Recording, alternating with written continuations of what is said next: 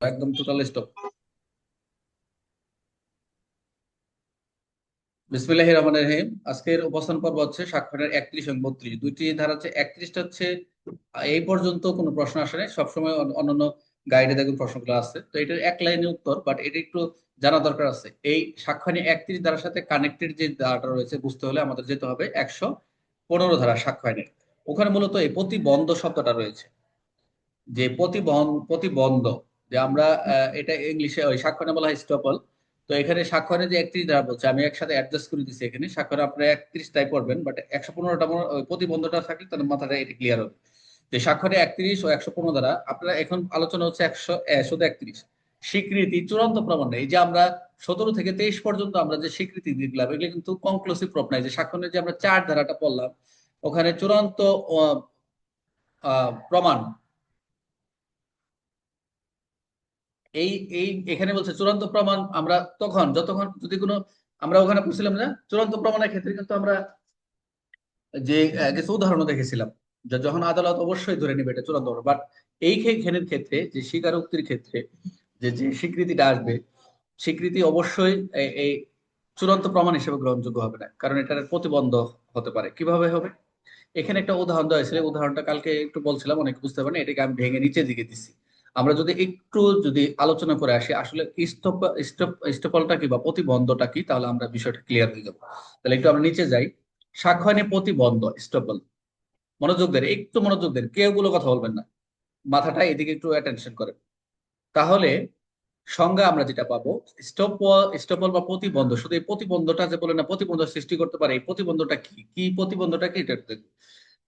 যদি কেউ কোনো বিষয় স্বীকার করে, কোনো বিষয় স্বীকার করে, যে কোনো একটা বিষয় স্বীকার করে, অথবা কোনো আচরণ অন্যকে বিশ্বাস করায় যে আমি এটা, এই জমিটা আমি কিনেছি, বা এই জমির মালিকটা আমি, এই জমির মালিক যদি অন্য কেউ থাকে, যেমন এই বাড়িটা আমার, আমি যে বলি এই জমি বাড়িটা আমার, এখন আমি রফিক, রাজু, রাজু আমার কাছে কিনতে চাচ্ছে, তখন বলে আমি বিশ্বাস করলাম এই বাড়িটা আমার, কিন্তু আসলে বাড়িটা আমার না। এই এরকম যে কোনো বিষয় ধরে নিলাম যে আমার বাবার সম্পত্তি, আমি বিশ্বাস করি এটা আমার নামে আছে। এরকম করেছে কোনো আচরণ অন্যকে বিশ্বাস করায়, যদি কোনো কিছু স্বীকার করে বা কোনো আচরণ অন্যকে বিশ্বাস করায়, পরে সেই বিষয়টি উল্টো ভাবে অস্বীকার করতে না পারা। এখন আমি স্বীকার করলাম যে আমি আপনার কাছে বন্ধক দিচ্ছি, বিক্রি করছি, আপনি এতদিন পরে আপনার রেজিস্ট্রি করে দেবো, যাই হোক টাকা দিলে আমি দিয়ে দেবো, পরবর্তী দিন পরে বললেন যে না, আমি এটা বিক্রি করবো না। এরকম অনেক আমরা পাবো বাস্তবে। এখন এই যে স্বীকারোক্তি বা এই যে বিশ্বাসযোগ্য যে আচরণের কারণে প্রমাণের বিরুদ্ধে কথা বলা বন্ধ করা, অর্থাৎ প্রথম যে স্বীকার করবে পরবর্তী অস্বীকার করবে। নিচের দিকে একটু আসেন, যে বৈধ উদাহরণটা কি, লিখিত, লিখিত স্বীকৃতিটা কেমন, মনোযোগ দেন। একটা লিখিত স্টেটমেন্ট দিল, যেটা আমি উদাহরণে যেটা উপরে পাবো, একজন লিখিত দিল কিরকম, এক্স বলে, রাজু বলে আমি ওয়াই থেকে 500 টাকা নিয়েছি। রাজু বলতেছে যে আমি ওয়াই এর নিকট থেকে 500 টাকা নিয়েছি। এখন পরবর্তীতে এক্স আর দাবি করতে পারবে না সে টাকা নেয়নি। বুঝতে পারছেন কথা? যে এক্স বলতেছে আমি ওয়াই থেকে 500 টাকা নিছি, এখন পরবর্তী এক্স দাবি করতে পারবে না সে টাকা নেয়নি। এখন ও যদি অস্বীকার করে, এটা কিন্তু প্রতিবন্ধ হয়ে যাবে, কারণ এটা তো অস্বীকার করার সুযোগ নেই। প্রথম নিলেন, সে বললেন নিছি, পরে বললেন নেইনি। তাহলে এখন এই যে টাকাটা নিলেন, ধরেন 1000 টাকা নিচ্ছেন, এবার একটা ডকুমেন্ট, একটা দলিল লিখে দিচ্ছেন, এটা এই যে টাকাটা নিল, দায়িত্ব প্রমাণটা কার, এক্স এর না? এখন যদি টাকাটা নেই নাই, তাহলে দায়িত্ব কারোর উপরে যাবে, আরেকজনের উপরে যাবে কিন্তু। বুঝেন কথাটা, বিষয়টা এটা হচ্ছে, এই প্রতিবন্ধনটা হচ্ছে দায়িত্ব ভারটা পরিবর্তন হয়ে যায়, এটা একটা বিষয়, প্রমাণ করার দায়িত্ব। এখন কি, একজন ব্যক্তি বারবার কোনো জমি অন্যকে ব্যবহার করতে দেয়, পরে সেই ব্যক্তি জমির অধিকারে বিপরীত দাবি করতে পারবে না, এটা একটা বিষয়। আর আরেকটা বিষয় হচ্ছে মৃত বা অনুপস্থিত ব্যক্তির স্বীকৃতি 32 ধারা অনুযায়ী, এটা এদিকে আসে না, আগে এইটুক দেখেন, এদিকে আসে না, ওই একটা উদাহরণ মনে রাখেন। প্রমাণের আরেকটা মূল বৈশিষ্ট্য আছে, এই প্রমাণের যে প্রতিবন্ধক একটা মূল বৈশিষ্ট্য আছে, যে মনোযোগ দেন, এখানে বৈশিষ্ট্য হচ্ছে এই যে একবার যখন স্বীকার করবে, এটা ওদিকে দরকার নাই, উপর থেকে দেওয়া, যেটা যেটুকু দরকার ওইটুকু। একবার স্বীকার করলে আর উল্টো বলা যায় না। এটা মাথায় রাখবেন, যে প্রতিবন্ধটা বোঝাচ্ছে যে এ আইনের প্রতিবন্ধের ক্ষেত্রে মনে রাখতে হবে যে একবার কেউ স্বীকার করলে আর উল্টা বলা যায় না।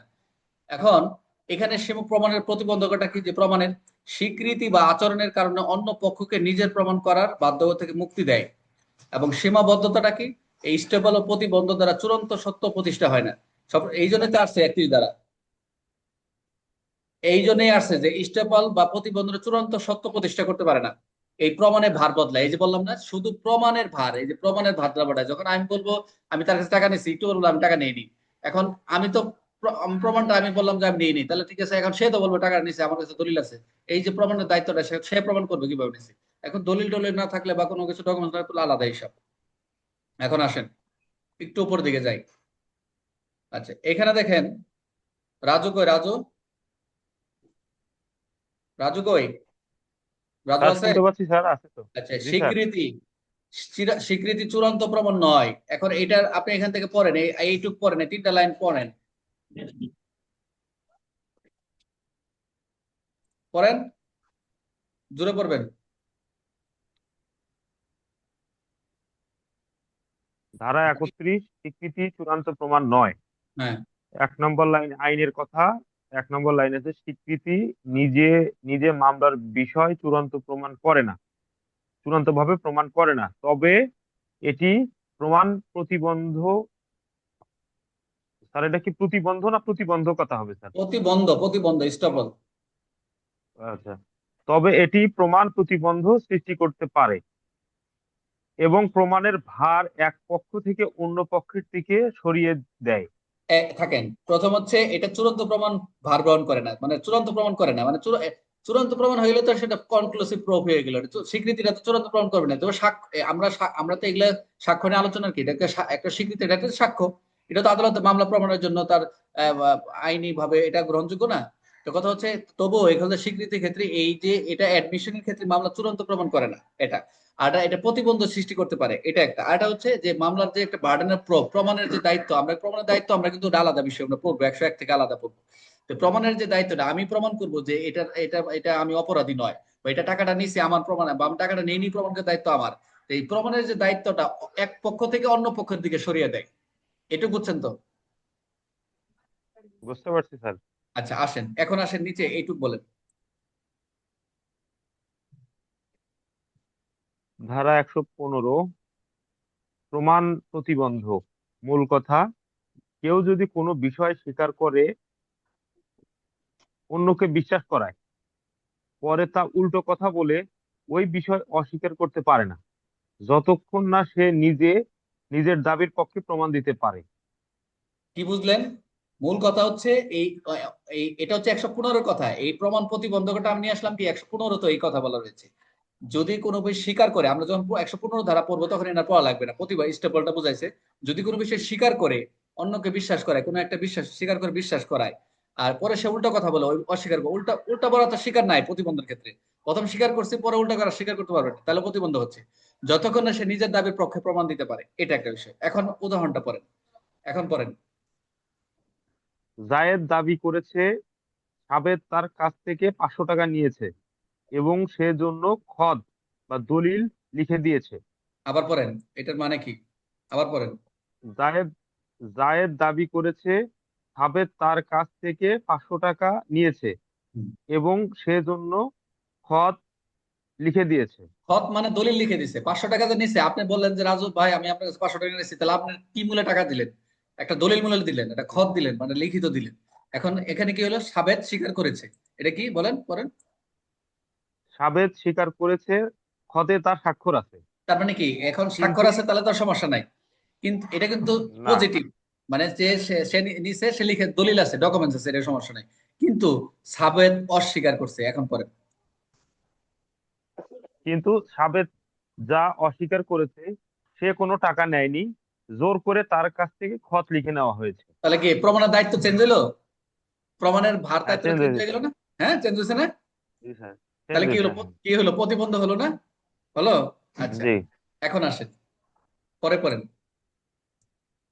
সাধারণ নিয়ম স্বীকৃতি না থাকলে হুম। স্বাভাবিকভাবে জায়েদকে প্রমাণ করতে হতো সাবেদ টাকা নিয়েছে, স্বেচ্ছায় খত লিখে দিয়েছে। এই দুইটিই প্রমাণ করার দায়িত্ব ছিল জায়েদের উপর। তাই না?